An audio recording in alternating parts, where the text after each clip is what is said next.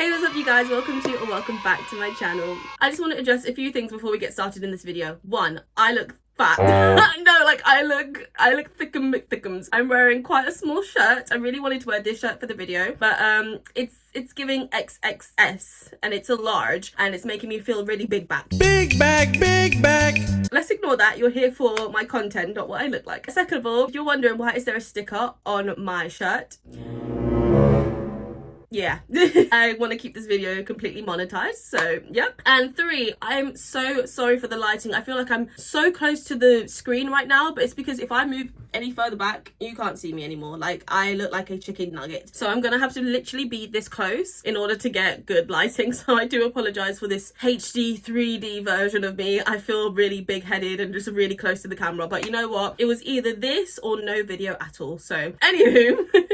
So in this week's video, I was thinking to myself randomly when I was at work, what are the most random places people have, done it? And I thought, boom, shakalaka, new video idea, love it, love it. So I thought in this week's video, why not make a video about some of the wildest places that people have done it. Without further ado, let's get straight into the video. Okay, so starting off with number one, driving down the freeway / motorway. So I'm from the UK, so we say motorway. If you are from anywhere else, more than likely it's going to be the freeway. So it appears as though doing sexual things while driving down the freeway / motorway are more common than I thought it would be. So a couple videos ago, I do remember reacting to a girl giving her boyfriend head while driving down the motorway. Let's just say both of them ended up in the hospital.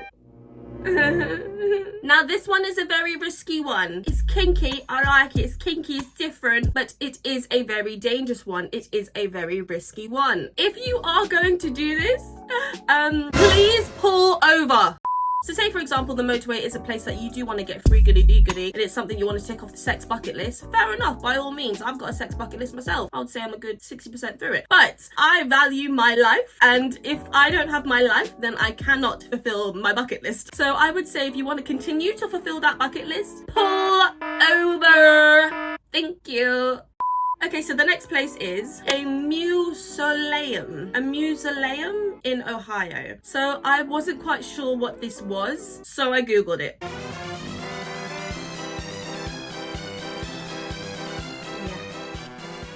Yeah.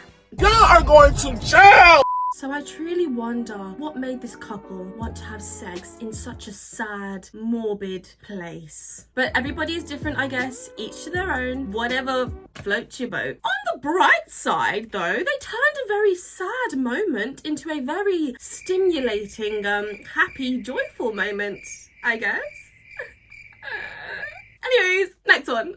On the beach. Never ever again. I had sand in places that I would never want to have sand again. So I have also had sex on the beach, the drink and the activity. Luckily for me though, it was a very rocky beach rather than sandy. Still very uncomfortable and probably would never do it on a rocky beach ever again. It was also in like broad daylight and there was people everywhere. It was a Saturday midday, very busy. So yeah, not very romantic and not very sexy. Just very sweaty and very uncomfortable. Although it is kind of a bit of a fantasy of mine to have sex on a beach, but very romantic vibes, like lights everywhere, it's dark, it's a private beach, no one's around. Like I don't have that paranoia of being caught or being watched, but yeah, it would have to be very planned. But then at the same time, I've also thought about sand going in places that I just don't want it to go.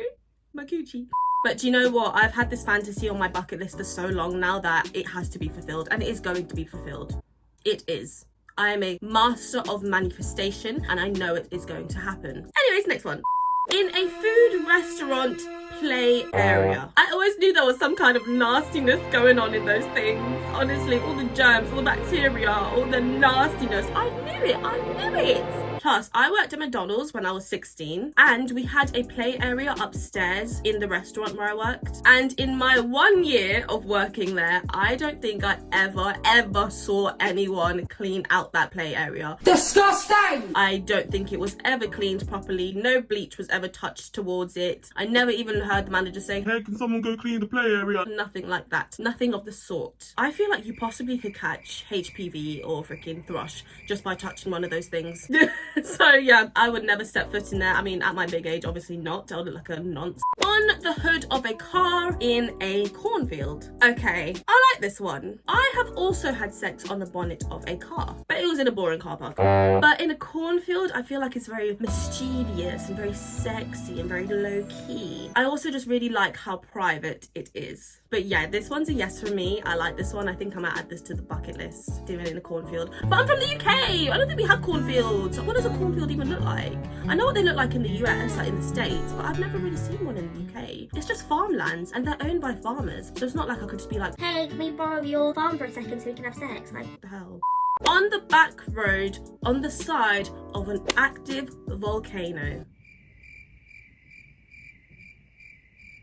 Now this one's pretty cool. See, now these kind of cool, very out of the ordinary, different ones maybe want to add more wild spots to my bucket list. 'Cause that is like, imagine saying that you've had sex by a volcano that's active, that's literally about to like erupt.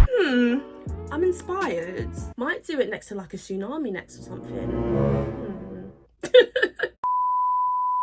I was 21 years old and my boyfriend at the time and I had sex in a church confessional. Then there was the time we had it on the chairs at a different church.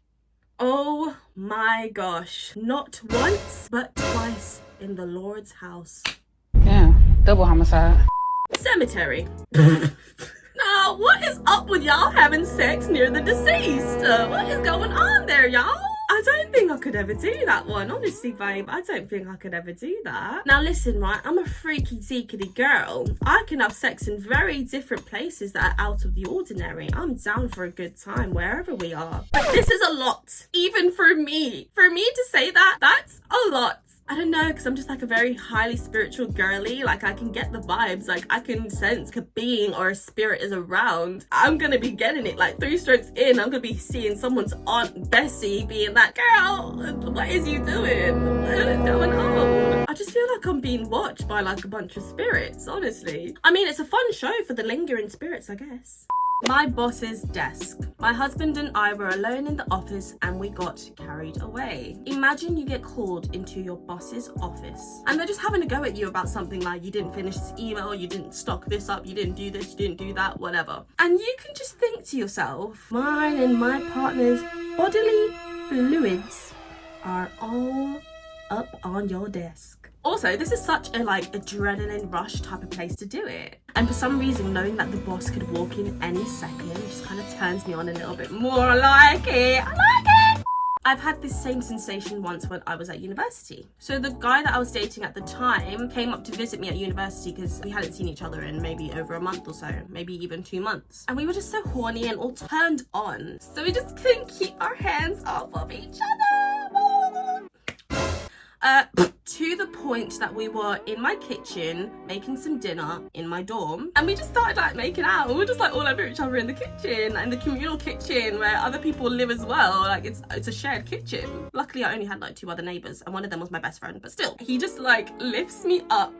He just lifts me up onto the table and starts going down on me. Listen, I was down bad. I couldn't even stop him. I couldn't be like, oh my God, stop. What if someone walks in? I couldn't care less. That is on you for being hungry. That is your problem, not mine. And I was just too into the moment. I was enjoying it way too much. To the point where I literally just did not even care if anyone walked in. It was one of the greatest sex highs of my life. One of the greatest sex highs I ever experienced. Gosh, guys, I'm so sorry about the lighting. I feel like I'm having to come in like more and more and more. I'm so sorry. Fudge you, rain. Fudge you, clouds. I'm so sorry.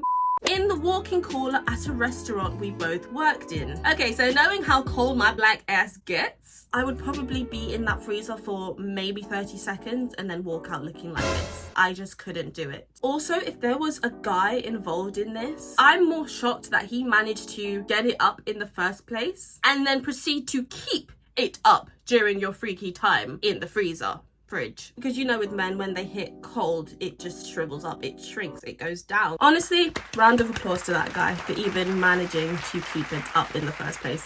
Good on him. I gave my husband oral when he was in hospital. He had been in for a few days and I missed him and wanted to make him feel better. His room was right by the nurse's desk. We just closed the curtains and that was it. I felt badass after, as you should. He was hooked up to a heart monitor and I wonder now if the nurses saw any activity on that and guessed something was going on. Now that right there is a wifey. That's a wifey right there. That's the wifey I aspire to be. Honestly, babe, I feel you because I would have done the same thing. Glock, glock, glock. And the thing is, if the roles were reversed and I was in the hospital bed, I'd expect the same thing from my husband. Otherwise, I'm filing for divorce in sickness and in health. Am I right? But that is pretty badass from the both of them. I love that for both of them. Yay.